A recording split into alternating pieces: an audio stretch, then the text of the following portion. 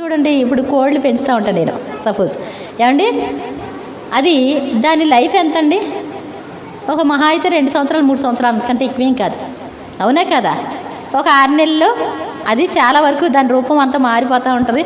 ఒక సంవత్సరం వచ్చేసరికి సంతోషంగా మన కళ్ళ ముందు ఉంటుంది, మన దగ్గర నుంచి వెళ్ళిపోతూ ఉంటుంది. అలాగే దేవుని దృష్టిలో కూడా మనం ఎలాంటి వాళ్ళం, వస్తూ ఉంటాం, వెళ్ళిపోతూ ఉంటాం. మనం పెద్దోళ్ళ ఫీల్ అయిపోతాం, మనకు అన్నీ తెలిసినట్టు ఫీల్ అవుతాం. కానీ ఎంతమందినో దేవుడు చూస్తూనే ఉంటారు. దేవుని స్తోత్రం చెప్తాం. అందరూ కూడా ఎలా ఉంటారో కూడా ఆయనకి తెలుసు. ఇక్కడ అంటండి, యెహోవా సెలవిచ్చినది ఏమనగా, నన్ను గూర్చి మీరు బహుగర్వపు మాటలు పలికి నిన్ను గూర్చి ఏ మాటలు, ఏ గర్వపు మాటలు పలికేమయ్యా అంటారంట. దేవుని సేవ చేయడం నిష్ఫలం అంటారంటండి. ఏంటంటండి, మీరు ఎవరైనా సరే దేవుని సేవకుల దగ్గరికి వెళ్ళి అడగండి, ఏమ్మా దేవుని సేవ అంటే మీకు ఇష్టమేనా అంటే, ఏమండి దేవుని సేవ అంటే ఏంటి, కత్తి మీద స్థానం ఏదో అంటారండి, అది నాకు సరిగా తెలియదు కానీ, మరి బైబిల్లో లేదు కాబట్టి నాకైతే తెలియదు కానీ, ఏమండి దేవుని సేవ ఏంటంట, చాలా కష్టం అండి, ముళ్ళబాటండి అంటాడు ఒక అబ్బాయి. ముళ్ళబాటండి దేవుని సేవ ముళ్ళబాట అనేటువంటి వాళ్ళు నాకు చాలా చిరాకండి. ఒక విషయం, దేవుని సేవ చేయడం కంటే ఈ లోకంలో దేనికి కూడా ప్రథమ స్థానం ఎవరిది అంటే దేవునిదే, దేవుని ప్రవక్తలదే, ఆ తర్వాతే రాజులు. దేవుని స్తోత్రం చెప్తాం. ఫస్ట్ ఎవరు? దేవుని సేవకులే, ఆ తర్వాత రాజులు, ఆ తర్వాత అధిపతులు, అంతే. ఫస్ట్ ఎవరండి? దేవుని సేవకులు అంటే మనుషుల సేవకులు అనుకోవద్దు. దేవుని సేవ చేయడం అంటే మనుషులకు సేవ చేయడం అనుకోవద్దు. దేవుని బట్టి తగ్గించుకొని కష్టంలో ఉన్న వారికి సేవ చేస్తారు తప్ప మనుషుల సేవ కోసం వచ్చిన వాళ్ళు కారు. వారు దేవునికి మానవులకి మధ్యవర్తులు. ఇక్కడ అంటండి, వీళ్ళు పలికే మాట ఎలా ఉంది అంటే ఏంటంటండి, దేవుని సేవ చేయడం నిష్ఫలం. నిష్ఫలం అంటే ఏంటి అర్థం? ఫలము లేకుండా ఉండడం. అంటే దేనికైనా ఫలం వస్తుందండి. కూలికి వెళ్తే 300 వస్తాయి, ఏమండి ఉద్యోగం చేస్తే 300 కంటే ఎక్కువ రావు. సింపుల్గా అయితే 10,000 మహా, ఏమండి 10,000 అంటే ఎంత అండి? పొద్దున్నే 6 గంటలకు వెళ్ళి సాయంత్రం 6 గంటలకు వస్తేనంట 12 గంటలు నిలబడి పనులు చేస్తే 9,000 సంపాదిస్తారు. ఏమండి ఒళ్ళంతా హోనమయ్యేలాగా పని చేస్తే 500 వస్తాయి. ఏమండి మరి దేవుని సన్నిధిలో 2 గంటలకు కూర్చోగలరండి? దేవుని సన్నిధిలో 2 గంటలకు కూర్చోగలరా? ఎంత బాగుంటుందో బయట పని. పొద్దుటే మరి తెల్లవారుజామున లేసి బట్టలు తుక్కొని అన్నీ రెడీ చేసుకొని, ఏమండి భోజనం కాస్తంత తినేసి ఊరెళ్ళటానికి కూడా మనం అలా లేవలేము. అంత కష్టపడి లేచి వెళ్ళి అన్నీ చేసుకొని వచ్చి అది ఎంతో బాగుంది ఆ లైఫ్ అనుకుంటారు. కానీ వీళ్ళు అనుకుంటారంట, ఏమంటారంట అండి, దేవుని సేవ అంటే ఎంత కష్టమో. ఏం కష్టం అమ్మా? తిండి ఎక్కువయ్యి. ఏమండి దేవుని సేవకులకి తిండి ఎక్కువైన వాళ్ళు మాట్లాడే మాట ఏంటి? నిష్ఫలం అంటారు. దేవుని సేవ చేయడానికి అది దేవుడు ఏర్పాటు చేసుకుంటేనే తప్ప ఎవరు కూడా సేవ చేయలేరు. దేవుని స్తోత్రం చెప్తాం. అందరూ కూడా తమ సొంత కార్యాలని చూసుకుంటున్నారు కానీ యేసుక్రీస్తు కార్యాలను చూడరు అంటాడు. ఇక్కడ దేవుని సేవ చేయడం నిష్ఫలం అని మీరు అంటున్నారు. ఆయన ఆజ్ఞలు గైకొని సైన్యములకు అధిపతి అయినటువంటి యెహోవా సన్నిధిని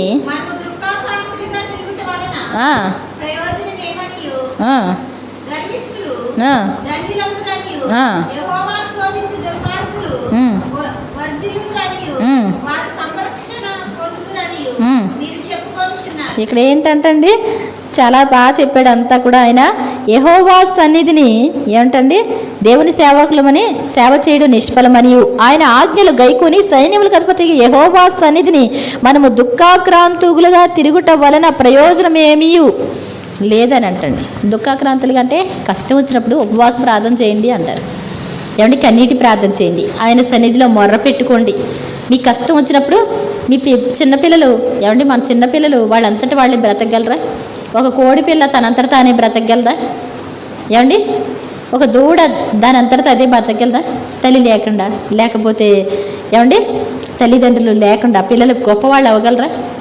అంటే దేవుడన్నా పట్టుకుంటే, దేవుడు ఎవరికొకరికి ఆజ్ఞాపించి వాళ్ళని సంరక్షించడానికి ఆయన మరి నిర్ణయిస్తే తప్ప ఎవరు కూడా వాళ్ళంతటా వాళ్ళు బ్రతకలేరు. ఇక్కడ అంటండి, మరి సైన్యములకు అధిపతి యెహోవా మరి ఆయన యందు భయభక్తులు ఉంచి ఏమంటే దుఃఖాక్రాంతులుగా తిరగడం వల్ల మనకు ప్రయోజనం ఏమీ లేదని వీళ్ళు చెప్పుకుంటారంట. ఏమండి, ఎవరు వీళ్ళు? చెడిపోయినటువంటి వాళ్ళు. దేవుని సేవకు వచ్చి చెడిపోతారు చూడండి. దేవుని సేవకు వచ్చి చెడిపోవడం అంటే అర్థం ఏంటండి? దేవుని సేవకు వచ్చి చెడిపోవడం అంటే ఏంటి చెప్పండి?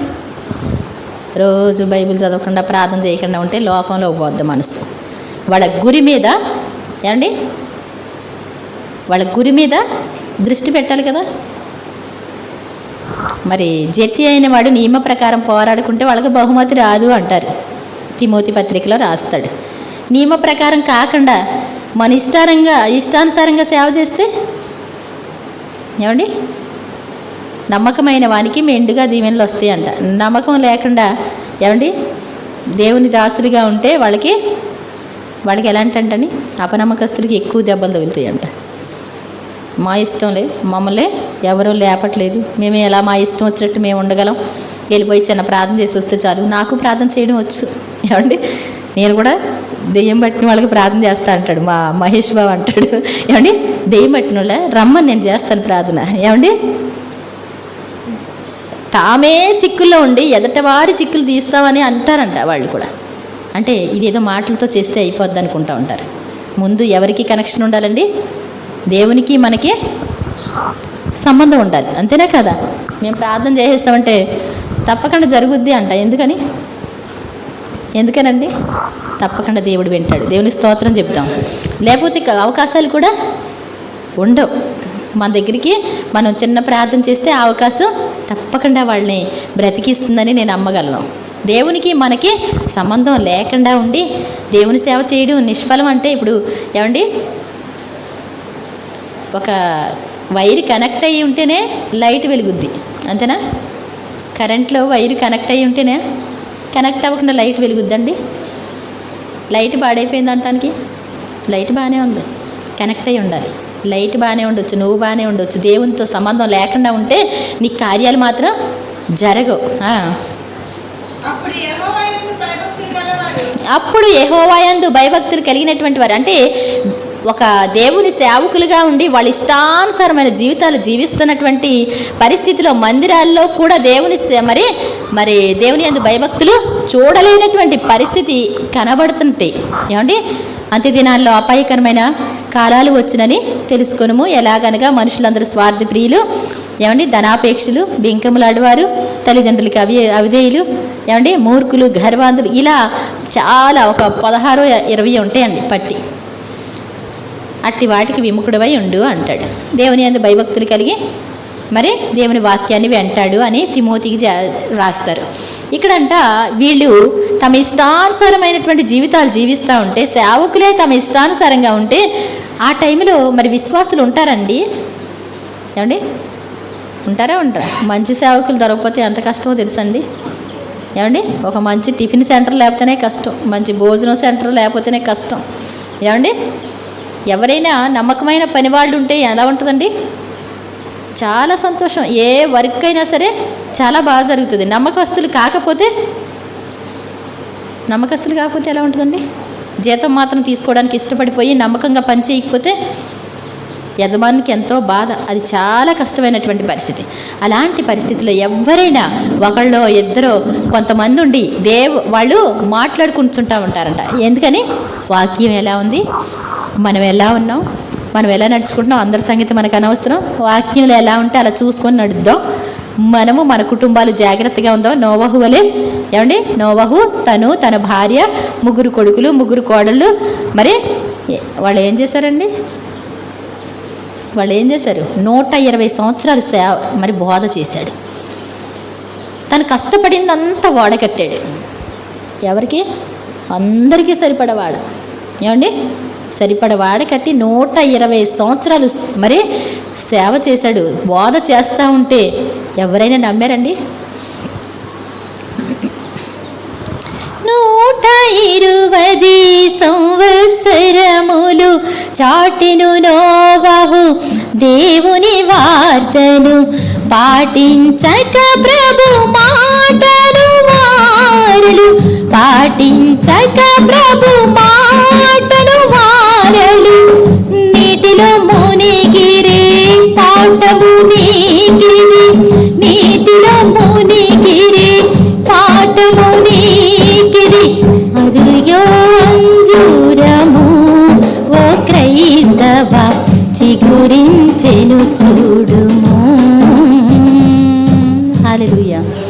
ఏమండి పాటించకుండా ప్రభు మాటను వినకుండా తమ జీవితం అంతా కూడా వాడి కోసమే, ఏమండి దేనికోసం?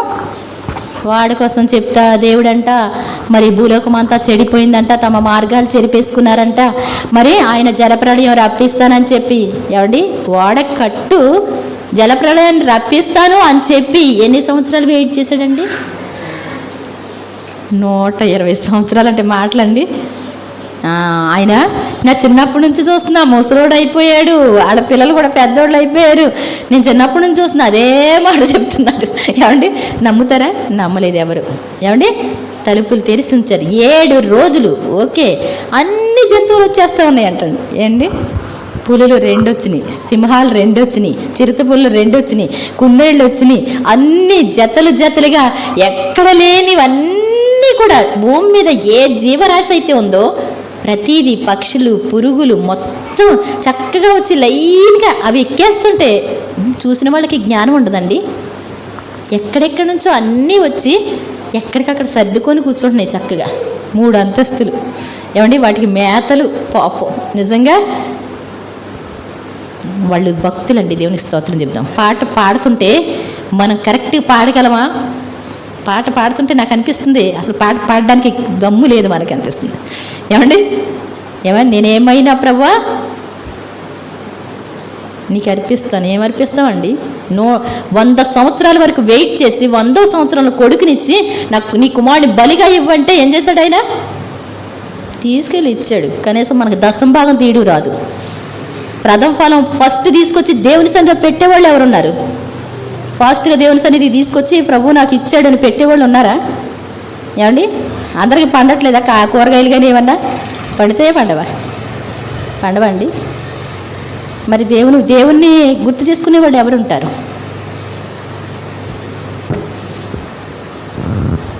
చిన్న మాట చేయలేం. ఒక్కగానొక్క కొడుకుడు, నీవు ప్రేమించే నీ కుమారుడు ఇస్సాకు తీసుకెళ్ళి మోరియా కొండ మీద నాకు దహన బలిగా అర్పించు. దేవుని స్తోత్రం చెప్తాం. ఆ పాట పాడితే నాకు ఇది అబద్ధంగా పాడుతున్నావా అనిపిస్తుంది. నిలబడగలమా వచ్చినప్పుడు మనం? ఏమండి వాళ్ళు భక్తులండి, వాళ్ళు నార్మల్ భక్తులు కాదు. ఏమండి అబ్రహాముల అబ్బా ఎంత బాగా పాడుతున్నామో కదండి.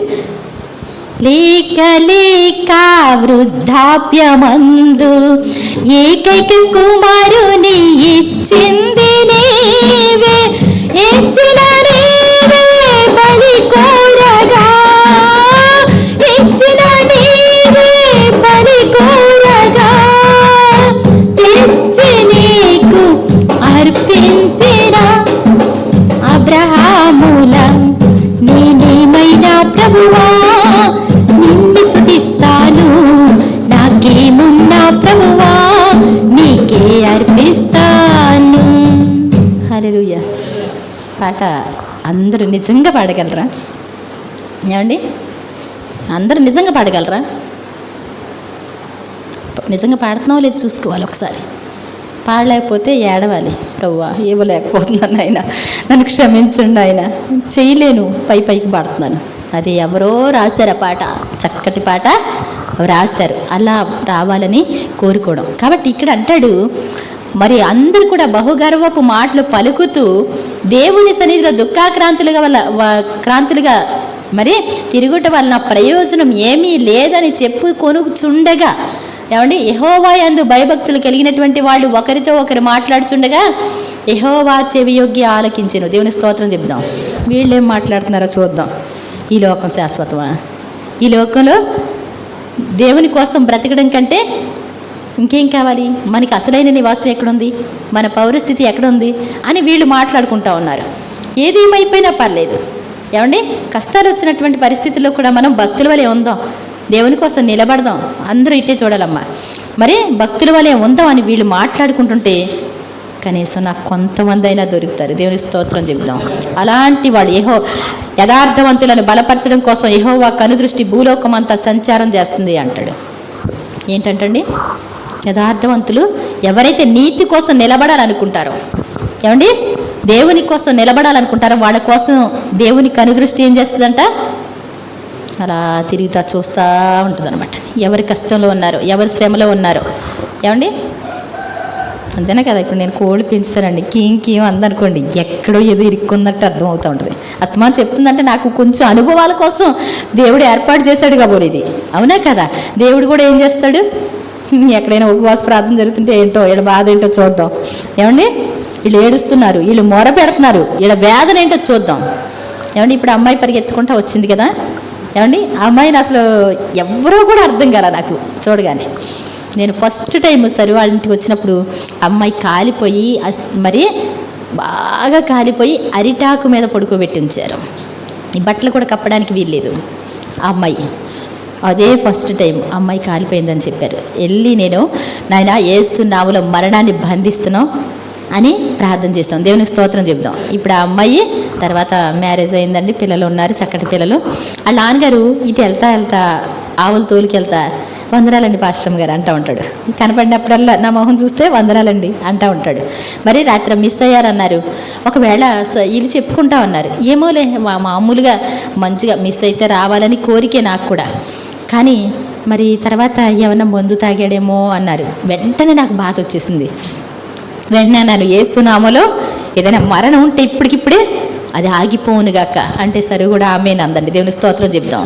మరి మనం గన మనకి అవకాశం రాకపోతే, మనం అనకపోతే వాళ్ళు ఏమైపోతారండి, అడ్డుపడే వాళ్ళు కావాలి. దేవుని స్తోత్రం చెప్దాం. దేవుడు కూడా వాళ్ళు ప్రార్థనకు వెళ్తారండి పాపం. ఏమండి, పొరపాట్లు అనేటువంటి ప్రతి ఒక్కరికి ఉంటాయి, కానీ దేవుడు ఏం చేస్తారు, మనకి అది అడ్డుపడి ఆపేలా చేస్తారు, అది ఆ మరణాన్ని ఆగిపోయేలా చేస్తారు. మరి పాపం చాలా బాధతో ఉన్నారు కదా. మనం ప్రార్థన చేస్తాం, తప్పకుండా దేవుడు వింటాడని నా నమ్మక. కాబట్టి మనుషులు ఎలా ఉండాలి, రోజు కూడా భయభక్తులు కలిగి ఉండాలి. దేవుని యందు భయభక్తులు కలిగి ఉంటే దేవుడు ఏం చేస్తాడు, ఆయన దృష్టి మన మీద ఉంటుంది. ఆయన కృప కోసం కనిపెట్టే కొనేవారి మీద ఆయన దృష్టి ఉంటుంది. ఆయన చెవి యొగ్గి ఆలకించెను. మరియు అంటే ఇంకా కూడా అని అర్థం కదా. మరియు అంటే ఏంటండి మన భాషలో ఇంకా అన్నట్టు అర్థం. మరియు యెహోవా యందు భయభక్తులు కలిగి ఆయన నామాన్ని స్మరించుచు, ఆయన నామాన్ని స్మరిస్తా ఉన్న వారి కొరకు ఇక్కడ మాట్లాడుకొనిచున్న వారిని దేవుడు ఏం చేస్తున్నాడంటండి, యెహోవా చెవియొగ్గి ఆడ మాటలు వింటూ ఉన్నారు.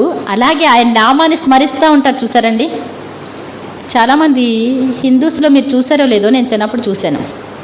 ఏమండి, ఇలా రుద్రాక్షమాలని పెట్టుకుంటారు, వాళ్ళు సంచి ఒకటి పట్టుకుంటారు, ఆ సంచిలో ఈ రుద్రాక్షమాలు వేసుకుంటారు, అలాగా ఆ నామాన్ని జపిస్తూ ఉంటారు. ఆ నామాన్ని పలకడం వల్ల, ఉచ్చరించడం వల్ల ఆశీర్వాదం అని వాళ్ళకి నమ్మకం కదా. ఇక్కడ అంటాడు ఆయన, మరియు మరి ఆయన నామందు భయభక్తులు కలిగి ఆయన నామాన్ని స్మరించుచూ ఉండే వారి కోసం ఒక గ్రంథం వ్రాయబడుతుందంట. దేవునికి స్తోత్రం చెప్దాం. ఎక్కువగా వ్రాయబడెను. ఏమండి, దేవుని స్తోత్రం అంటే వ్రాయబడెను. అందరూ కూడా ఇప్పుడు నువ్వు స్మరిస్తా ఉన్నప్పటికి కూడా అది వ్రాయబడద్ది. నువ్వు ప్రతి విషయంలో ప్రతిరోజు కూడా స్తుతులు చెప్పావనుకోండి, యెహోవా దయాళుడు, ఆయన కృప నిరంతరం ఉండగాక, అద్వితీయుడా నీకు స్తోత్రాలు, ఆది సంభూతుడా మీకు స్తోత్రాలు, ఆశ్చర్యకరుడా మీకు స్తోత్రాలు, ఇలా దేవుని స్తుతించుచూ ఉండే వాళ్ళకి ఆ స్పెషల్గా వ్రాయబడుతున్నటువంటి ఆ గ్రంథంలో మన పేరు కూడా ఏమవుద్ది, లిఖించబడద్ది. దేవుని స్తోత్రం చెప్దాం. నేను నియమింపబోవు దినము రాగా, ఎవరి వీళ్ళు దేవుని యందు భయభక్తులు కలిగి మాట్లాడుతున్నారు, ఎప్పుడు కూడా ఆయన నామాన్ని స్మరిస్తూ ఉన్నారు. అలాంటి వారంటండి దేవుడు నియమించేటువంటి దినం వస్తుంది. ఆ దినము రాగా వారు నా వారు. దేవుని స్తోత్రం చెప్తాం. నువ్వెవడు వారు? ఏమండి, మనిషి ఏ పాపానికి లొంగిపోతారో దానికి దాసులు అంటండి. ఏమండి, పరీక్ష వచ్చినప్పుడు నువ్వు అటు తేల్తావా ఇటు తేల్తావా? ఏమండి, నీ పనుల నిమిత్తం వస్తావా, దేవుని కోసం వస్తావా? ఒకే టైంలో దేవుని పని, ఒకే టైంలో నీ పని వచ్చింది, ఎటు వెళ్తావు నువ్వు? ఏం చేస్తారు? దేవుని పనికి వచ్చిన వాళ్ళు ఇక్కడ భక్తులుగా ఎంచబడతారు. అలాంటి వాళ్ళు నేను నియమించేటువంటి దినములు అంటే ఆయన తీర్పు దినములు వారు నా వారై, దేవుని వారై నా స్వకీయ సాంపాద్యమై ఉంటారంట. దేవుని స్తోత్రం చెప్దాం. దేవుడు స్వరక్తం ఇచ్చి కొనుక్కున్నటువంటి వాళ్ళు. అందుకే వాళ్ళు దేవుని స్తుతించగలుగుతారు, దేవుని కొనియాడగలుగుతారు. కష్టం వచ్చినా, శ్రమ వచ్చినా మరి గ్రంథాలన్నీ తిరగవేసుకొని, ఏమండి ఇది ఇలాగే ఉంది. యోబు గారి దగ్గరికి తన ఫ్రెండ్స్ వస్తారు, ఇలా జరగదు, అలా జరగదు, భక్తులకి ఎలా అవ్వదు. నేను గ్రంథాన్ని పరిశీలించాను, అలాగే ఉంది. ఎలా ఉంది? కష్టాలు వస్తాయి,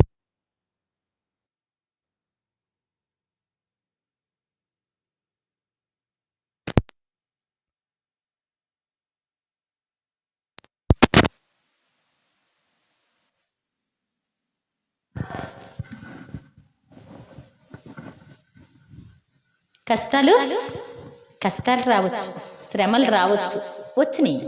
కానీ ఇంకా ప్రాసెస్లో ఉన్నాం మనం. ఏమంటే యోబు గారు అప్పుడు ఎలా ఉన్నారు? ఇంకా కొంచెం ప్రాసెస్లో ఉన్నారు కాబట్టి ఆయన ఏమంటాడు? అలాగే ఉంది గ్రంథంలో.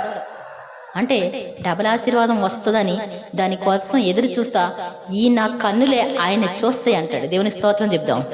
మనం నమ్మాలి వాక్యాన్ని. మనం ఏ రూట్లో ఉన్నాం, ఇప్పుడు కష్టంలో ఉన్నావా, శ్రమలో ఉన్నావా, దేవుని కోసం నమ్మకంగా ఉంటే ఏమండి రెండంతలు నిరీక్షణ గల బంధకాల్లో ఉండి కూడా నిరీక్షణ గలవారు రారా? ఏమండి మీ కోటలో ప్రవేశించండి, మీకు రెండంతలుగా మేలు చేస్తానంటాడు. దేవుని స్తోత్రం చెప్దాం. బంధకాల్లో ఉండి దేవుని స్తుతించేటువంటి వాళ్ళు ఎంత ఆశీర్వాదం పొందుకుంటారంట? అందరికీ ఒకటే ఉంటుందేమో. వీళ్ళకి ఎంత ఉంటుంది? ఎలా ఉన్నారు, వాళ్ళు ఎలా ఉన్నారు, వీళ్ళు ఎలా ఉన్నారు, ఏమండి అదంతా కల్పనా కథల వైపు తిరిగేటువంటి కాలం వస్తుంది అంటారు కదా. అలాంటి అన్నీ ఇష్టపడేటువంటి వాళ్ళు దేవుని యందు భయభక్తులు కలిగినటువంటి వాళ్ళు కారు అని అర్థం. మనం అలా ఉండకూడదు.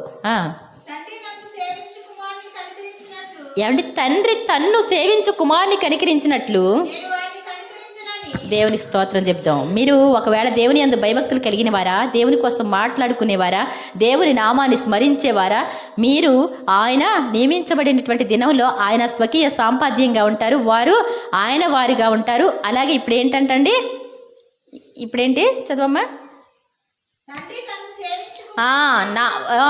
తండ్రి తను సేవించేటువంటి కుమారుడు. ఏమండి మీకు మీ పిల్లలు మాట వినే పిల్లలు ఇష్టమా, మాట వినని పిల్లలు ఇష్టమా? మీకు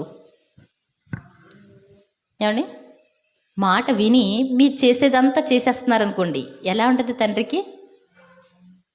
ఏమండి ఎలా ఉంటుందండి? అబ్బా నా ఆశలన్నీ నెరవేరిపోయినాయి, ఏమండి చాలు అంతే అనిపిస్తుంది కదా. నువ్వు నీ ఆశయాలన్నీ కూడా నీ కుమారుల్లో చూస్తుంటే, నెరవేర్చబడడం చూస్తూ ఉంటే ఎలా ఉంటుంది? ఎంత సంతోషం కదా. మీ బిడ్డలు ప్రయోజకులు అయితే ఎంతో సంతోషం కదా. కాబట్టి దేవుడు కూడా తండ్రి తన్ను సేవించు కుమారుని కనికరించినట్లు నేను వారిని కనికరింతునని దేవుని స్తోత్రం చెల్లిద్దాం. హల్లెలూయా. తప్పకుండా దేవుని యందు భయభక్తులు కలిగి ఉంటే మిమ్మల్ని దేవుడు తప్పకుండా ఆయన నియమించినటువంటి దినంలో ఆయన ఏం చేస్తారు? కొడుకులుగా తీసుకుంటారు. మీకు మంచి ఆశీర్వాదాలు ఇవ్వడానికి ఆ రోజున మరి దేవుడు నా బిడ్డలు వీళ్ళు భూమి మీద ఉన్నప్పుడు ఏం చేశారు? వీళ్ళు ఏం చేశారు? నా కోసమే జీవించారు, నా కోసమే కష్టపడ్డారు. వాళ్ళ కోసం కాదు, ఏది చేసినప్పటికి కూడా నా కోసమే కష్టపడ్డారని దేవుడు అందరిలో చెప్తారు. ఎప్పుడు తెలుస్తుందండి? ఇక్కడ తెలుస్తుందండి. ఏమండి ఇక్కడ తెలుస్తుందా? అప్పుడు ఎప్పుడు ఆయన నియమించబడినటువంటి దినంలో ఆ స్టేట్మెంట్ జరుగుతూ ఉంటుంది. పరలోక రాజ్యంలో తీర్పు జరుగుతున్నటువంటి పరిస్థితిలో ఆయన్ని సేవించినటువంటి వాళ్ళకి మహాఘనత ఉంటుంది ఆ రోజున. దేవుని స్తోత్రం చెప్దాం. ఆ రోజు కోసమేనండి ఇంత కష్టపడేది. ఏమండి ఆయన నియమించినటువంటి దినములో నీతి గల వారెవరు, దుర్మార్గులు ఎవరు, దేవుని సేవించు వారెవరు, ఆయనను సేవించని వారెవరు. ఎక్కడండి? అక్కడ కనుక్కుంటే లాస్ట్ అండ్ ఫైనల్లో ఏమి లేదండి, రిజల్ట్ వచ్చేసింది. ఇంకా ఫైనల్ ఎగ్జామ్. ఏమండి చాలా జాగ్రత్త. ఈ లోకంలో బ్రతుకుపోయినా పర్లా, ఏమండి తిండి లేకపోయినా పర్లా, జీవితాలు పోయినా పర్లా, కానీ మనం పరిశుద్ధత వదిలిపెట్టకూడదు, పవిత్రత వదిలిపెట్టకూడదు. దేవుని నామాన్ని స్మరించుతూ ఉన్న పరిస్థితి నుంచి మనం బయటికి రాకూడదు. మీ పనుల్లో మీరు అలా నిమగ్నమై పనులు చేస్తూ ఉంటే ఒక ప్రక్కన మీ ఆత్మ ఏం చేస్తూ ఉండాలి? మీ మనసు ఆయన కోసం పాడడము, ఆయన కోసం వినడము, అనుక్షణం మీరు గాఢ నిద్రలో ఉన్నప్పుడు మాత్రమే ఆయన్ని మర్చిపోవాలి. కానీ మర్చిపోవడం అంటే అది కూడా ధ్యానించుకుంటుందండి ఒక విషయం. అంటే మన మన స్వాధీనంలో ఉండదు, అది అదే తీసుకోవడం జరుగుతుంది. కాబట్టి మనం ఎప్పుడు కూడా ఆయన్ని సేవిస్తూ ఉండాలి, స్తుతిస్తూ ఉండాలి. వాళ్ళ కోసం చెప్తా ఉంటే మన మైండ్ పనిచేస్తుందండి. ఏమండి, మన కోసం పనిచేస్తుందా? వాళ్ళు మరి పొద్దున్న ఆ మాట మాట్లాడితే ఇంకొద్దులే, ఒకవేళ కష్టంలో ఉన్నారంటే మాట్లాడుకుందాం, కానీ ఇంకే విషయాలు వద్దు బాబోయ్ అన్నాను నేను. ఏమండి, మనకెందుకండి ఏ విషయాలు, ఎవరు ఎలా ఉన్నాయి మనకి అనవసరం. కాబట్టి మనం ఎలా ఉన్నారని కాదు, మనం మరి దేవుణ్ణే కొనియాడాలి, దేవుణ్ణే స్తుతించాలి. ఒక మాట మాట్లాడితే ఏమవుద్దండి, ఆ మాటకి ప్రతిఫలాలు ఉంటాయి. ప్రతి మాట కూడా లిఖింపబడద్దు అనమాట. ఏలేనగా ఏమండి, నియమింపబడినటువంటి దినం నార్మల్ కాదు, కొలిమి అంటే తెలుసండి. కొలిమిని చూసిన వాళ్ళు దేవుని స్తోత్రం చెప్దాం. అంటే బంగారాన్ని కాలుస్తూ ఉంటారు కదండి, ఇలా కళ్ళజోడు పెట్టుకొని కాలుస్తూ ఉంటారు కదా, లేకపోతే వెల్డింగ్ చేసేటప్పుడు చూసారా, ఆ టైపులో ఉంటుంది. ఏమండి, దాన్ని డైరెక్ట్గా చూడలేరు. కొలిమి కాలునట్లు అది కాలుతూ ఉంటుంది. గర్విష్ఠులందరూ దేవుని మీద ఏమండి గర్వం చూపినటువంటి వాళ్ళు. దేవుడు చెప్పిన మాట తెలుసు, కానీ చేయకపోతే ఏమవుతుందే. మన వారం చేయలేదు, ఏమవ్వాల నాకు. ఏమండి, మన వారం ఇంతకుముందు తప్పు చేశా, నాకు ఏమవ్వాల, ఇక ముందు కూడా ఏమవుద్ది నమ్మకం. ఏమండి, గర్విష్ఠులు అందరూ కూడా, దుర్మార్గులందరూ కొయ్యకాలంటే ఏంటండి? కొయ్యకాయలు తెలుసా? గడ్డి కోసిన తర్వాత ఇంత చిన్న చిన్న ముండాలు ఉంటాయా? ఏ చేయనైనా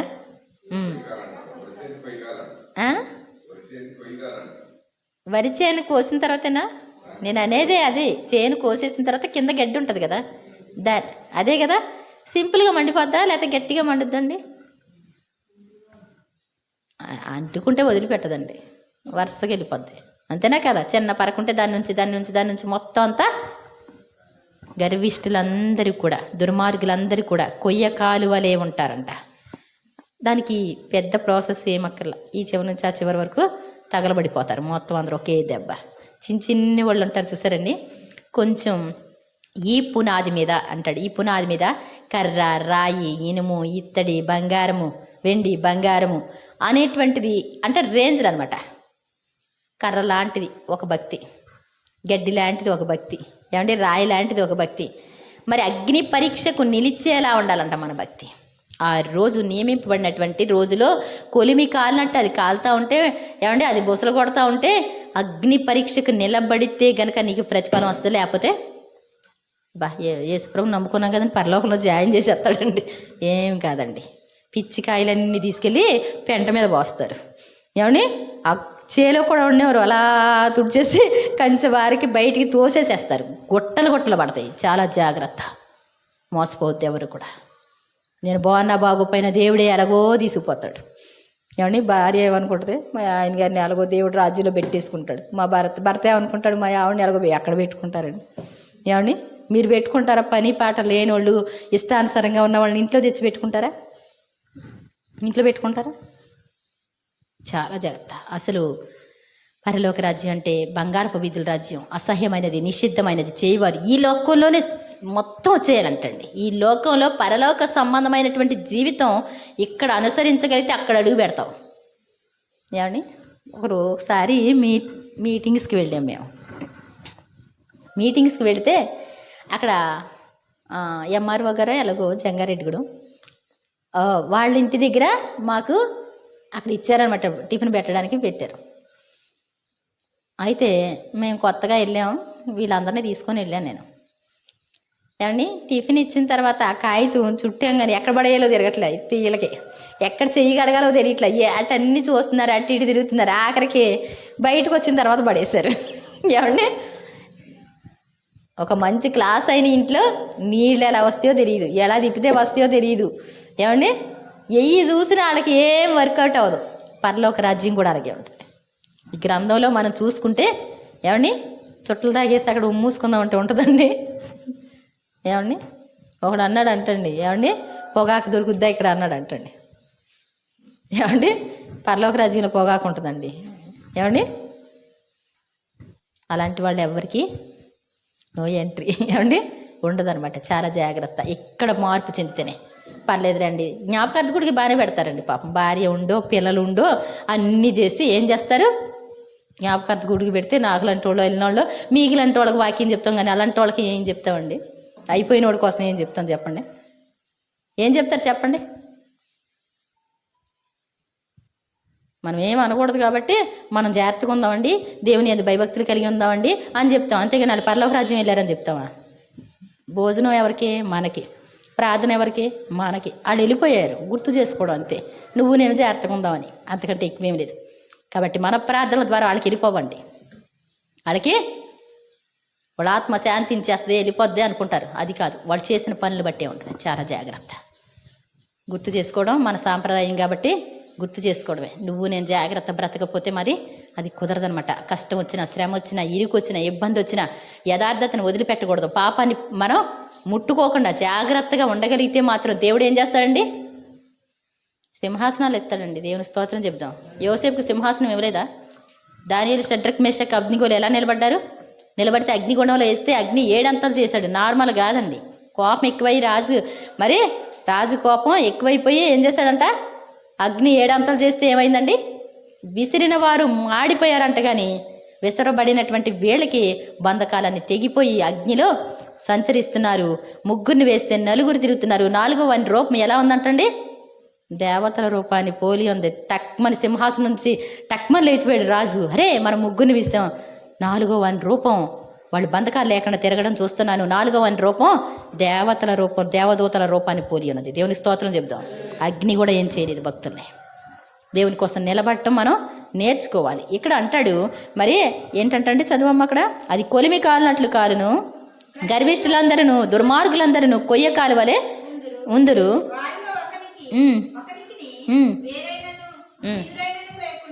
ఏమండి, గర్విష్ఠులు అనేటువంటి వాళ్ళకి వేరు ఉండదు, చిగురు ఉండదు. వాళ్ళు వేరు చిగురు లేనటువంటిది ఆ చెట్టు ఫలిస్తుందండి, అది బ్రతుకుతుందండి. ఏమండి, గర్విష్ఠులకంట, దుర్మార్గులకంట వేరన్నా ఉండాలి. కొన్నాళ్ళకి చిగురు వస్తుందంటండి. చిగురు ఉండదు, వేరు ఉండదు. ఆ మొక్కని ఏం చేస్తారు మీరు? అటు పైన చూసి కింద చూసి ఏం చేస్తారు? గిరాటేస్తాం. తొట్టులో పెట్టారండి, చక్క చిన్న కుండీలో పెట్టారు, తీసుకొచ్చి మాడిపోయినట్టు కనపడుతుంది. గీరు చూశారు, పచ్చదనం కనపడలా. పైకి ఏమైనా చిగురు వచ్చిందా చూశారు, లేదు. వేరు కూడా చూశారు, ఏమీ లేదు. ఏం చేస్తారు? వేరు చిగురు ఉండదంట వాళ్ళకి. రాబో దినము అందరినీ కాల్చివేస్తుంది. నియమింపబడిన దినంలో అది అది కొలిమి కాలినట్టు కాలుతూ ఉంటుంది. రాబో దినం అందరినీ కాల్చివేస్తుంది. అయితే అంటే ఏంటండి? అయితే అంటే ఏంటి? ప్రక్కన ఇంకొక మాట చెప్పాలి. అయితే ఏమండి, నా నామందు భయభక్తులు గలవారు మీకు, ఈ మాటలు ఎవరితో చెప్తున్నాడు? వినేవాడితో చెప్తున్నాడు. దేవుని స్తోత్రం చెప్దాం. మీరు దేవుని యందు భయభక్తులు కలిగినటువంటి వాళ్ళ, దేవుని యందు భయభక్తులు కలిగిన వాళ్ళు ఒకరితో ఒకరు మాట్లాడుకుంటే దేవుడు చెవియొగ్గి ఆలకిస్తారు. వారు ఆయన స్వకీయ సాంపాద్యంగా ఉంటారు. వారి కోసం ఒక గ్రంథం వ్రాయబడద్ది. మరి దేవుడు వాళ్ళని సొంత కుమారునిగా అంగీకరిస్తారని చెప్తున్నారు. ఇక్కడ మరలా మరి వీళ్ళు ఏంటంటండి, అయితే నా నామందు భయభక్తులు గలవారకు మీకు నీతి సూర్యుడు ఉదయించును. ఇప్పుడు చూడండి, చాలా రోజులు సూర్యుడు రాకుండా ఉన్నాడు అనుకోండి. ఏమండి, కరోనా టైంలో మా తమ్ముడి దగ్గరికి వెళ్ళామండి. బాగా వణికిపోతా ఉన్నాడు, బాలకొల్చని మా అబ్బాయి. అక్క ఎండ వస్తే మాత్రం కొంచెం ధైర్యం వస్తుంది అనిపిస్తుంది. ఏమండి, ఏమొస్తుంది? ఓరమని కురిసేస్తున్నాయి వర్షాలు. ఏమండి, తను చలితో వణిగిపోతా ఉన్నాడు. ఎండ వస్తే బాగుండు అనిపిస్తుంది. ఎండ రావాలక్క, ప్రార్థన తినక తగ్గాలని చేయమండో, ఎండ కావాలని. ఏం కావాలనిపిస్తుంది మనసుకి? ఎండలో కూర్చోవాలనిపిస్తుంది మనసుకి. దేవుని స్తోత్రం చెప్దాం. నా నామందు భయభక్తులు గలవారగు మీకు నీతి సూర్యుడు ఉదయించును. ఆయన రెక్కలు మీకేం చేస్తాయి? అబ్బాయి అంత హాయిగా ఫ్రెష్ అయిపోద్ది అనమాట. కోడిపిల్ల తల్లి కిందకి వెళ్తే ఎంత తడిగా ఉన్న పిల్లని అలా పెట్టామనుకోండి, కొంచెం సేపట్లో చూస్తే ఎలా ఉంటుంది? అందంగా తయారైపోద్ది. ఆయన రెక్కలు మీకు ఆరోగ్యాన్ని కలుగజేస్తాయి.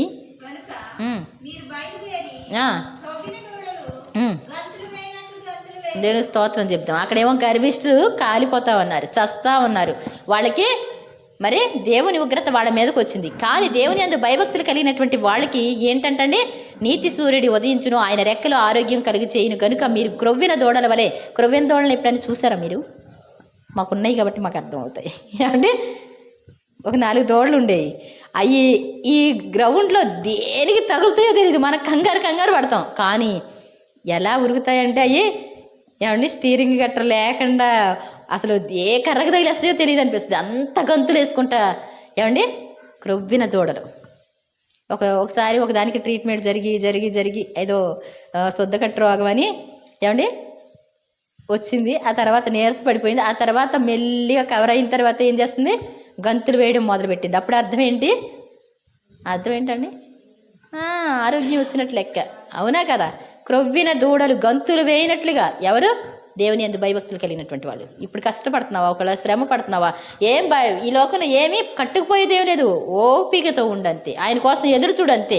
నువ్వు తప్పకుండా 2 ఆశీర్వాదాలు నువ్వు పొందుకుంటావు గ్యారెంటీగా. ఆయన కోసం ఎదురు చూస్తే మాత్రం తప్పకుండా ఉన్న భక్తులు ఎలా ఉన్నారో నువ్వు అదే రూట్లో వెళ్ళు, రిజల్ట్ అదే కనపడుతుంది. దేవుని స్తోత్రం చెప్తాం. నేను నియమింపబోవు దినము రాగా. ఏమండి ఇక్కడ ఏం చేశారండి వాళ్ళు? నీ మీదకి ఎక్కి నిన్ను తొక్కేసినట్టు, నిన్ను హింసించి, నిన్ను అపహసించి ఇష్టం వచ్చినట్టు మాట్లాడారే. కానీ నియమింపబోయేటువంటి దినం, ఆ దినాన వాళ్ళందరూ నీ పాదాల క్రింద ఉంటారు. ఎక్కడ ఉంటారండి? ఇప్పుడే పాదాల క్రిందకి తీసుకోవాలనుకోవద్దు. ఏమండి వాడు కొట్టాడు కాబట్టి నేను కొట్టేశానండి అంటే పోలీస్ స్టేషన్కి రావాల్సింది నువ్వు. చట్టాన్ని నీ చేతిలో తీసుకోమని ఎవడు చెప్పాడు నీకు? నువ్వు చంపేస్తావా? మేము ఉన్నాగా మాతో చెప్పొచ్చుగా అంటారు. ఇప్పుడు ఏం చేయకూడదు, మనం చట్టాన్ని చేతిలో తీసుకోకూడదు. అప్పుడు ఏం చేస్తాడు ఆయన? బాగా తొక్కిన వాళ్ళని ఏం చేస్తాడు? అబ్బా అప్పుడన్నా దొక్కుతానులే అని మనసులో పెట్టుకోకండి. ఆ ద్వేషం కూడా మనలో ఉండకూడదు. ఒక క్రైస్తవ జీవితంకి ద్వేషాలు ఉండకూడదు. ప్రతి ఒక్కరిని ఏం చేయాలి? మనం క్షమించాలి, ప్రార్థన చేయాలి. వాళ్ళని పరలోక రాజ్యంలోనే మనతో పాటు వాళ్ళు సహోదరులుగా ఉండాలని కోరుకోవాలి. అప్పుడు అనగదొరుకుతారు. ఇప్పుడు కాదు. ఎప్పుడండి? దుర్మార్గులందరూ కూడా నీ పాదాల క్రింద పెడతాను నేను. అప్పుడు నువ్వేం చేస్తావు? వాళ్ళని అనగదొరుకుతావు. వాళ్ళు మారు మనసు పొందరండి. దుర్మార్గులు మారు మనసు పొందరు. దుష్టులు ధర్మక్షేత్రాల్లో జీవించినప్పటికీ కూడా వాళ్ళు నీతిని నేర్చుకోరంట. చాలా కష్టంగా ఉందమ్మా, ఉదయం మధ్యాహ్నం సాయంత్రం ప్రార్థన చేద్దామమ్మా, మీకు ఇంత ముద్ద పెడతామమ్మా, చక్కగా కూర్చొని ప్రార్థన చేయండి అమ్మంటే వీడి తలంపులు ఎలా ఉంటాయి అంటండి? మనిషి ఉంటాడు కానీ తలంపులు ఎలా ఉంటాయి? పాపమే. వాళ్ళు పరలోక రాజ్యానికి కూడా వాళ్ళు సంపాదించుకోలేరు. ఒక్కొక్కళ్ళని చూస్తూ ఉంటే హృదయం భారం అనిపిస్తుంది. వాళ్ళ జీవితంలో పరలోక రాజ్యానికి వెళ్ళేటువంటి అటువంటి నిర్ణయం ఉందో లేదో అనిపిస్తూ ఉంటుంది. మా బావతో కూడా అంటూ ఉంటా, నువ్వు పరలోక రాజ్యాన్ని సంపాదించుకునే స్టేజ్లో లేవేంటి అంటే, అమ్మ ఉంటానమ్మా, ఎలాగో ఓపిక చూడమ్మంట.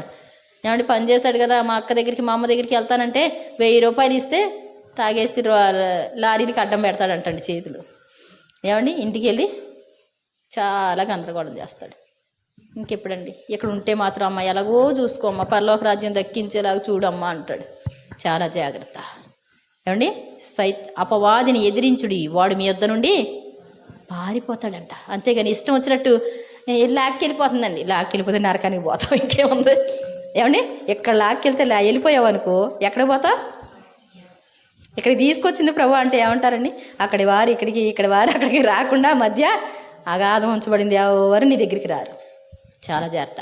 నరకానికి వెళ్ళాము అంటే భయంకరమైన పరిస్థితి. మనం చనిపోయామంటే అవకాశం లేదండి. చాలా జాగ్రత్త. పచ్చి కుండనే మరలా పిసికేసి ముద్ద చేసినట్టు మరలా ముద్ద చేసేసి పెట్టేసి ఇంకా అందమైంది చేయొచ్చు. అదే కనుక పగిలితే, కాల్చిన తర్వాత పగిలితే ఏమవుద్దండి?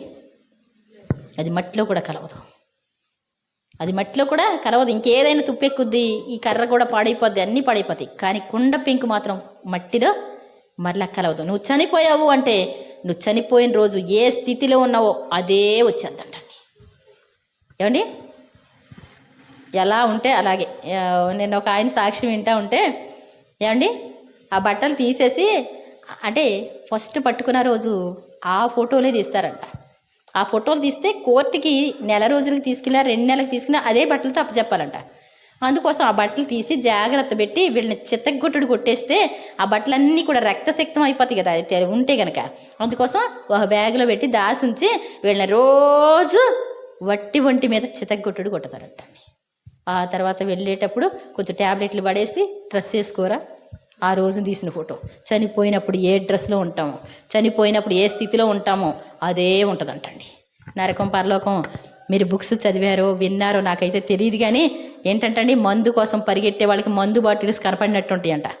ఇలా వెళితే దగ్గరికి వెళ్తే ఏముంటాయి అంటండి, ఉండవంటండి, పట్టుకోగానే ఉండవంటండి. ఏమండి ఇంకా అదే ధ్యాసతో ఉంటారంట. పరిశుద్ధులుగానే ఉంటారు, వ్యభిచారులుగానే ఉంటారు. ఏమండి ఒక అతను వ్యభిచారం చేస్తూ ఉంటే వాళ్ళని కత్తి పొడితో పొడిచి చంపేస్తే ఆ కత్తి ఎప్పుడు ఉంటానే ఉంటుందంట నరకంలో. చాలా జాగ్రత్త. వాళ్ళు ఎలా చనిపోయారో అదే పరిస్థితిలో ఉంటారంట పరిశుద్ధులుగా ఉండడానికి. అందుకే భక్తులందరూ కూడా యేసన్న గారు తలస్నానం చేసి ఏమండి పైకి వెళ్ళి చక్కగా అక్కడ పడుకొని పలానా రోజుకి నేను వెళ్ళిపోతానని చెప్పి మీరు అందరూ జాగ్రత్తగా చూసుకోండి అని చెప్పి ఆయనకి తెలిసిపోయింది. వెంటనే తలస్నానం చేసి పైకి వెళ్ళి పడుకొని అక్కడ ప్రార్థన చేసుకొని అప్పుడే ఆయన ప్రాణాలు వదిలిపెట్టారు. దేవుని స్తోత్రం చెప్దాం. ఆయన భక్తుల మరణం ఆయన దృష్టికి విలువ కలది. ఆయన భక్తులకి తెలియజేస్తారంటండి. ఆయనకి ఎప్పుడు చనిపోతారో కూడా తెలిసిపోతుంది వాళ్ళకి. కాబట్టి ఏంటంటే చాలా జాగ్రత్త, మంచిగా ఉండాలి మనం ఈ లోకంలోనే. అసలు ఇంకేం కాదండి, వాక్యాన్ని చూసుకోవడం, వాక్య ప్రకారం ఉంటాం. అప్పుడు పరలోకంలో గొప్ప స్థితి ఉంటుంది మనకి.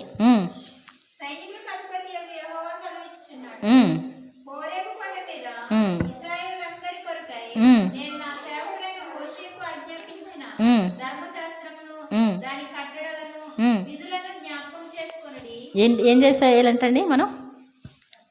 కట్టడలు వీధులు గుర్తుపెట్టుకోండి అందరూ కూడా జాగ్రత్తగా. అసలు నేను ఏం చేయలేకపోయా, ఏం చేశాను ఏమండి?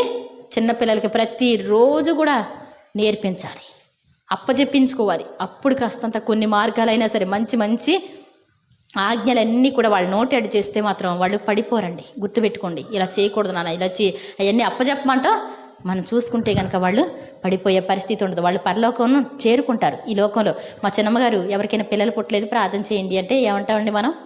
అంటే అనుభవం కావాలి దేనికైనా కదా. బాగా పెంచుతారా? బాగా పెంచుతారా? ఏం చేస్తారు పిల్లలు పుడితే మీరు అని అడుగుద్దండి ఆవిడ. పర్లేదులే ఏమవుదాం, మీరు పెంచగలరమ్మా, పెంచకపోతే సరిగ్గా పెంచకపోతే వద్దులే, పిల్లలు వద్దులే, ముందే చెప్పొద్దు. ఎందుకు? వాళ్ళు పుట్టి నీకు బాధ, దేవునికి బాధ, వాళ్ళు నరకానికి పోయి వాళ్ళు బాధ. అంతేనే కాదండి. నాకు పిల్లలు కావాలి సంతోషం అంటారు. నీకు సంతోషమే. వాడు కూడా ఏదైనా పని సరిగా లేకపోతే వాడు ఎంత ఎత్తుక్కోవాలండి? వెతుక్కుంటారు కాదంటలా. ఏమండి ఒకవేళ ఏదైనా భక్తిహీనత ఉంటే అందుకే ఇవ్వలేదేమో దేవుడు నీకు. ఒకవేళ కావాలని తీసుకున్న తర్వాత వాడు నరకానికి పోతే వాడు నరకం పాలు చేసింది ఎవరు? అడిగింది నువ్వే. మీ ఇష్టమైతే ఇవ్వండి, లేకపోతే లేదు. మీరు ఇస్తే పెంచుతా, లేకపోతే లేదు అన్నాం అనుకోండి, గొడవ లేదు. అంతేనే కదా. కాబట్టి చాలా జాగ్రత్త. పుట్టిన మీరు చాలా బాధ్యత ఉంది మీకు. వాళ్ళని ఈ లోకంలో ఒకళ్ళ చేతిలో పెడితే అని కాదండి, ఒకళ్ళ చేతిలో పెడితే ఏమోనండి మాకు ఉన్న కాడకి కట్నం ఇచ్చి చేసేవాడి దాని బాధ అది పడద్దండి. ఏమండి అది కాదండి. పరలోక రాజ్యం వెళ్తారా లేదా, వాళ్ళు వాళ్ళ పిల్లలకి నేర్పించుకోగలిగినటువంటి స్థితి ఉంటుందా లేదా, అది చూసుకోవాలి ముందు. వాళ్ళు భూమి మీద బ్రతుకుతున్నారంటే నా బిడ్డలైన వాళ్ళు వాళ్ళ బిడ్డలకు కూడా తప్పక నేర్పాలి, వాళ్ళు వాళ్ళ బిడ్డలకి నేర్పాలి. అదే దేవుని యొక్క రూల్ అనమాట అండి.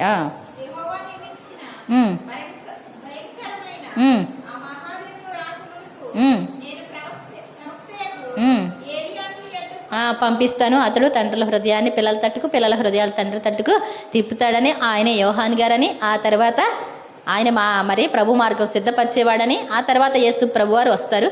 మొత్తం అంతా అప్పుడు ఏమవుద్దండి, ఆయన చాలా యేసు ప్రభు వారు వచ్చి దేవుడు అంటే ఎవరు, ఆయన అనుసరించడం ఎలా, యేసు ప్రభు బోధ వింటే చాలండి. అనుసరించడం ఎలా అంటే ఒక రూట్కి వచ్చేయడం అని కాదండి, నీ పనుల్లోనే నువ్వు ఉంటావు. కానీ ఆయన ఎలా చెప్పాడో అలా నడుచుకుంటావు.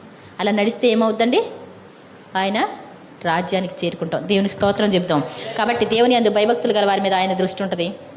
ఏమండి వాళ్ళు ఆయన నామాన్ని స్మరించే వారి కోసం ఒక గ్రంథం వ్రాయబడద్ది. వారు నియమింపబడిన దినంలో తనకు స్వకీయ సాంపాద్యంగా ఉంటారు. ఆ తర్వాత మరి దుష్టులు దుర్మార్గులందరూ కూడా కొయ్యకి కాలివాలి కాలిపోతే దేవుని నామందు భయభక్తులు కలిగినటువంటి వాళ్ళు ఏంటంటండి వాళ్ళకి నీతి సూర్యుడు ఉదయిస్తాడు. ఆయన రెక్కలు వారికి ఆరోగ్యం కలుగజేస్తాయి. ఏమండి అప్పుడు క్రొవ్విన దూడలు వాళ్ళు గంతులు వేస్తారంట. మరి దేవుడు నిజంగా మంచి వాగ్దానాలు ఇచ్చాడు. భక్తిగా ఉన్నవాళ్ళు ఇప్పుడు భయపడిన అవసరం లేదు. ఉన్నా లేకపోయినా ఒకవేళ ఏలియాలాగా ఒకవేళ అందరికీ కరువు వచ్చినా నిన్ను పోషించే దేవుడు నీకున్నాడు. ఏమండి నాకు ఆస్తి లేదు, అంతస్తు లేదు, అన్నీ వదిలిపెట్టేసి వెళ్ళిపోవాలి, కంగారు పడొద్దు దేనికి కూడా. ఏమండి? అంతేనా కాదండి? బస్సు ఎక్కాలంటే మీ ఇల్లు తీసుకెళ్తారా బస్సు ఎక్కడానికి? ఏమండి? బస్సు ఎక్కేటప్పుడు మీ ఇల్లు తీసుకెళ్తారండి? మీకు ఉన్నది ఏమన్నా పట్టుకెళ్తారా? ఇంకా పెట్లో ఉన్న బట్టలు తీసుకెళ్తారా? ఏమన్నా చనిపోయిన తర్వాత ఏం పట్టుకెళ్ళేది లేదు. కాబట్టి ఇక్కడ ఉండగానే మనం నీతిని నేర్చుకుందాం, న్యాయంగా ఉందాం. కొంచెం ఇరుకు మైండ్ ఉండకుండా అంది కదండి. ఇరుకు మైండ్ అందరికీ ఉంటుంది, నాకు ఉంటుంది కదా, నాకు అంతే. నిన్న గబగబా అన్నీ చేసుకుందాం అనుకున్నా. మా చిన్నాన్నగారు వాళ్ళు రాకముందు అనమాట అండి, వాళ్ళు వచ్చి వెళ్ళిపోయారు. ఒక ఆయన అనుకోకుండా దిగారు, గబగబా ఇవన్నీ చేసేసుకుని ఉంటే రేపొద్దుకి బాగానే ఉంటుందని ఆయన దిగారు. మరి చాలా కష్టంలో ఉన్నారు వాళ్ళు, చాలా శ్రమలో ఉన్నారు. ఏమండి? మా నాన్నగారు నెంబర్ వేసి ఇచ్చాడంటండి, పాప దగ్గరికి వెళ్ళండి ఏమన్నా హెల్ప్ కూడా చేస్తారని చెప్పి. సరే నేను గబగబా అవన్నీ తోమేసుకుందాం, స్టవ్లు అన్నీ తీసి బయట పెట్టేసాను. ఏమంటే ఆయన అంటారు, ఉండండి రేపు పొద్దున ప్రార్థన అయ్యాక ఎడుదురు కానీ అన్నారు. అనేసి అంటే, లేదమ్మా ఇప్పుడే టీ తాగేసి వెళ్ళిపోతానంటాడు. ఏమండి? టీ తాగేసి వెళ్ళిపోతాను అంటాడు. సరేలే అని చెప్పి గబగబా మరి ఆ స్టవ్ కడిగేసి అలాగే ఆ టైలు కూడా కడిగి ఇలా పెట్టానండి. పెట్టి కొంచెం అలాగ అక్కడ నీట్గా ఇలా ఊడ్చేద్దామని ఇలా ఊడ్చేటప్పుడు అది జయ్యమని అలా జారింది. అంటే నిలబెట్టిన టైలు ఇలా జారటం అంటే టక్మని ముక్కలు అయిపోయింది అనమాట. అలా చూడగానే నాకేం కంగారు అనిపించింది, ఏంటో శోధన అన్నట్టు. కానీ నాకు అర్థమైంది మరి వాళ్ళు కూడా చాలా శోధనలో ఉన్నారని. వాళ్ళ ఆవిడ పెరాలసిస్తో మంచంలో ఉందంటండి. ఏమండి? ఆ తర్వాత కొడుకు కూడా ఏదో దెబ్బ తగిలి చెవుల్లో ఉంటే బ్లడ్ వస్తుంది అంటండి. పాపం హాస్పిటల్లో ఉన్నారంట. ఆయన బాగలేదు, ఈయన అటు తిరుగుకుంటూ వెళ్ళి వాళ్ళని పోషించుకుంటూ ఉంటాడు. ఎంతో కష్టమైన పరిస్థితి కదండి. మరి నిజంగా వాళ్ళ బంధకాల కోసం ప్రార్థన చేసి ఏమండి కానుక పెట్టడానికి ఎంత తక్కువ ఆలోచిస్తూ ఉంటాం, అవునా కదా? మనం ఏమీ అంతగా ఇచ్చుకోలేనటువంటి వాళ్ళం కదా. మరి వెంటనే దేవుని వాక్యం గుర్తొస్తూ ఉంటుంది, బేదలను కనికరించేవాడు యెహోవాకు అప్పిచ్చేవాడు. ఏదో నాకు తోచినటువంటి కానుక గబగబ పెట్టి వాళ్ళ బంధకాల కోసం ప్రార్థన చేసి పంపించా. ఇంతలో అమ్మగారు వందనాలు అనుకుంటే ఇంకో ఫోన్ మోగుతూనే ఉంటుంది.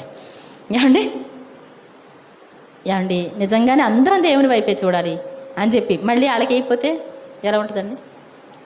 అస్తమానం అందరికీ వస్తూనే ఉంటాయి, అందరికి వస్తారు. కానీ ఏంటంట, నీతిమంతులంట దాత్రంతో కలిగి ఇచ్చుచూనే ఉంటారు. అంటే నా కోసం చెప్పట్లే, వాక్యాలు గుర్తొస్తే వాక్యం ఏం చేస్తాడు? హాస్పిటల్కి అయితే ఏం చేస్తామండి మనం? ఒక మనిషికి ఒక 1000 రూపాయలు ఇవ్వడం పెద్ద గ్రేట్ లాగా ఉంటుంది. ఏమండి? పెద్ద గ్రేట్ లాగా ఫీల్ అవుతాం. హాస్పిటల్ కంటే 1,00,000 రూపాయలు. ఏమండి? 1,00,000 రూపాయలు అయితే ఏంటి, తెచ్చేద్దాం గమ్మున తీసుకెళ్ళిపోండి. ఏమండి? 1,00,000 కాదు 10 లక్షలు అంటే మాకు ఇల్లు లేదండి అని ఏడుస్తారు. 10 లక్షలు కావాలంటే ఏం చేస్తారు మీరు? మా ఇల్లు ఉందండి అమ్మేద్దామండి, పర్లేదండి అద్దెంట్లోకి వెళ్ళిపోదాం. ఏమండి? చాలా జాగ్రత్త. మనం బేదలను కనికరించాలి, బేదల కోసం ప్రార్థన చేయాలి, మనకున్న దాంతో సంతృప్తి కలిగి ఉందాం. ఏమండి? ప్రాణాలు మీదకి వచ్చినప్పుడు అన్నీ నీకున్నాయో కనబడతాయి దేవుని సన్నిధిలో. మరి తప్పకుండా దేవుని మాట వినడం కోసం బేదల పోషణ బేదలకి ఇచ్చేవానికి ఏమవుదంటండి? లేమి కలుగదు. పేదలకు ఇచ్చేవాళ్ళకి ఏమవుదు? లేమి కలదు. అంతేగాని మాకేదో లేదండి అది ఇది అని చెప్పేసి కొనుక్కుంటా ఏమీ ఇవ్వద్దు. కానీ ఎవ్వరు కూడా మరి మనం పిసినారులుగా ఉండి పరలోక రాజ్యానికి పిసినారితనంతో వెళ్ళొద్దు. మనం ఎవరు కూడా అక్కడ ఏమండి భక్తులు అంటండి, వాళ్ళు గొప్ప భక్తులు ఉంటారు అక్కడ. మనం అసలు వాళ్ళ ముఖాలు చూడడానికి కూడా మనకు సిగ్గుగా ఉంటుంది. చాలా జాగ్రత్త అలాంటి భక్తులతో. ఏమండి? నేను బాగా అల్పమైన భక్తి పరుని అంటాడు కదా, యేసురాజుగా వస్తున్నాడు అన్న పాటలో రాస్తాడు అనమాట అండి. ఏమంటే నిష్కళంక పరిశుద్ధులతో పేదను నేను. బంగారు వీధుల్లో తిరుగుతారు ఎవడైనా సరే, నిష్కళంక పరిశుద్ధులు ఉంటారు అక్కడ. దేవుని స్వభావం కలిగినటువంటి వాళ్ళు పరలోకంలో సంచరిస్తూ ఉంటే వాళ్ళు ఎక్కడే అదిరిపోతూ ఉంటా. మంచి స్టేజ్లో ఎక్కుతూ ఉంటే, నాకు భక్తులు స్టేజ్ ఎక్కుతుంటే వాళ్ళని చూసి ఏమనిపిస్తుంది, అబ్బా అలా ఉంటే ఎంత బాగుండి అనిపిస్తూ ఉంటుంది. కాబట్టి మనం భక్తుల్లా జీవిద్దాం, దేవుని కోసమే బ్రతుకుదాం. మరి ఆన్సర్ మాత్రం కరెక్ట్గా వస్తుంది. ఏమండి? యోబు గారిలాగా నేను చదివాను అది అలాగే ఉంది అన్నట్టు వెళ్ళిపోవాలి తప్ప, ఏమండి ఇంకా రావట్లేదేంటి, ఇంకా రావట్లేదు, వస్తుంది, తప్పకుండా వస్తుంది. మరి తప్పకుండా సువార్త ప్రకటించాలి. మరి మనం దేవుణ్ణి అందరికీ పరిచయం చేయాలి, మన పిల్లలకు కూడా నేర్పించుకోవాలి, మనం కూడా నడవాలి. మనం పరలోక రాజ్యంలో ధనవంతులుగా ఉండాలి, పరిశుద్ధులుగా ఉండాలి. ఏమండి? నీతి కిరీటాలు మన కోసం రెడీగా ఉన్నాయి. అది ఖాళీగా ఉంటే బాగోదు, కానీ మన కోసం సిద్ధపరిచిన దాన్ని మనం ఏం చేయాలి? స్వతంత్రించుకుందాం. ఈ రోజు నుంచి తప్పకుండా మరి భక్తిగా ఉండటానికి నేర్చుకుందాం. దేవుడు తన పరిశుద్ధ వాక్యాన్ని దీవించునుగాక.